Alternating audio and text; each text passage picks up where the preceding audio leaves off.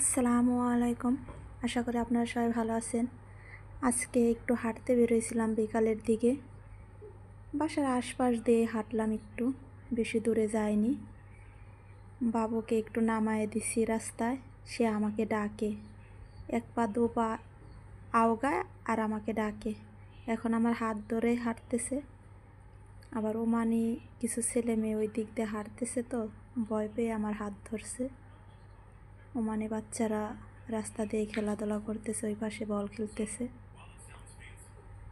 বাবু এখন আমার হাত ধরে হাঁটে আর আমার মোবাইলের দিকে তাকায় থাকে কেমনি। এখন বাসার কাছাকাছি এসে গেছি। আমার বাসার সামনে এই খেজুর গাছগুলো, এইখান থেকে একটা ফুল নিলাম। ফুলটা অনেক ঘ্রাণ ছিল। আল্লাহ হাফেজ, সবাই ভালো থাকবেন। Bye bye.